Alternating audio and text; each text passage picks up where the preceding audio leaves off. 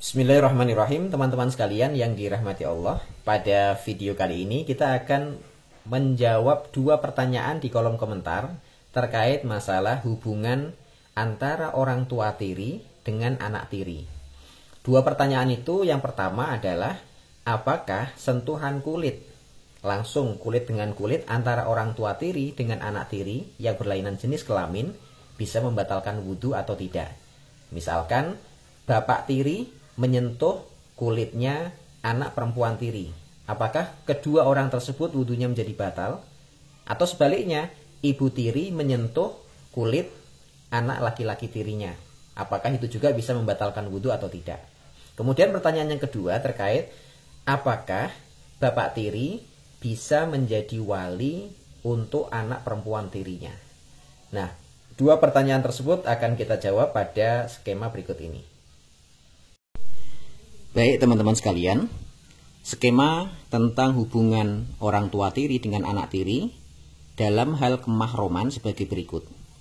Jadi misalkan ada seorang laki-laki yang berstatus duda, dia sudah memiliki anak dari pernikahan sebelumnya yang berjenis kelamin laki-laki. Ada juga seorang wanita yang juga sudah berstatus janda dan memiliki anak perempuan dari pernikahan sebelumnya. Nah, sebenarnya hukum dasarnya adalah bahwa anak bawaan duda dengan ibu tirinya, ini ibu tiri sekarang karena mereka sudah menikah, maka anak laki-laki ini dengan ibu tiri itu bukan mahram. Sebaliknya juga, duda dengan anak perempuan bawaan istrinya juga bukan mahram. Awalnya gitu dasar hukumnya. Namun ketika mereka, duda dan janda ini menikah, kemudian melakukan hubungan seksual atau dalam bahasa Quran disebut dukhul, maka mereka antara anak tiri dan orang tua tiri sekarang menjadi mahram. Jadi kalau kita silang, bapak tiri dengan anak perempuan tiri ini sekarang menjadi mahram.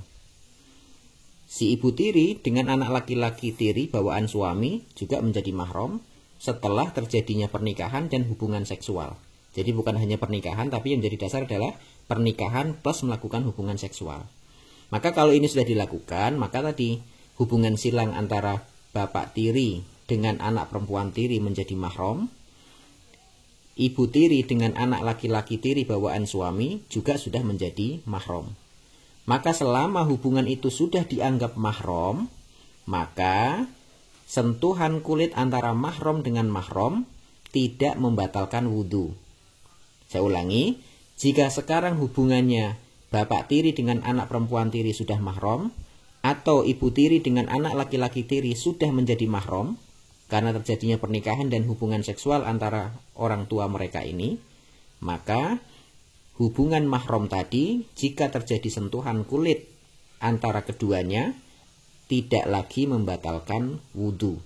Saya ulangi, ketika sudah menjadi hubungan mahram, maka sentuhan kulit antara anak laki-laki tiri dengan ibu tiri atau bapak tiri dengan anak perempuan tiri tidak membatalkan wudhu. Itu yang pertama. Yang kedua, tapi sentuhan laki-laki anak bawaan duda dan anak perempuan bawaan janda ini, bawaan ibu tiri, mereka selamanya bukan mahram.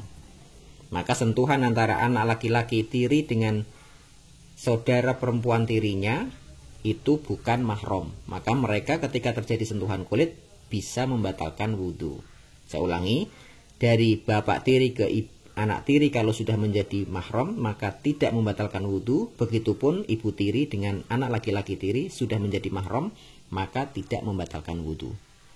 Ini skema pertama tentang status sentuhan kulit orang tua tiri dengan anak tiri yang berlainan kelamin atau jenis kelamin. Kemudian poin yang kedua, kita akan membahas tentang bolehkah orang tua tiri menjadi wali. Misalkan tadi ini kita sebutkan ibu tiri, apa seorang wanita ini punya anak perempuan. Kemudian apakah bapak tirinya ini bisa menjadi wali nikahnya? Jawabannya tidak. Karena yang bisa menjadi wali nikah adalah orang yang masih memiliki hubungan nasab.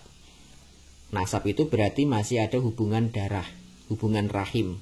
Padahal antara bapak tiri dengan anak tiri itu tidak ada hubungan rahim. Maka bapak tiri tidak bisa menjadi wali pernikahan anak perempuan tiri atau anak bawaan istrinya. Maka kalau nanti anak ini menikah atau anak perempuan tiri ini menikah, maka dicarikan wali aslinya. Kalau dia masih memiliki, si anak perempuan ini masih punya bapak kandung, misalkan bapak kandungnya sudah tinggal di mana, sudah menikah lagi, ya bapak kandungnya wajib dicari sampai ketemu untuk menjadi wali nikahnya. Kalau tidak ada, maka cari kakeknya dari jalur bapak. Kalau tidak ada, maka pamannya, dan seterusnya.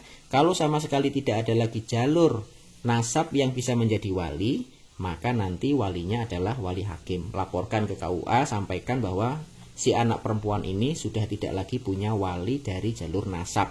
Maka nanti oleh KUA akan dicarikan atau diberikan wali hakim. Tapi sekali lagi, apapun kondisi si anak perempuan tiri ini, tidak bisa diwakilkan perwaliannya kepada bapak tiri.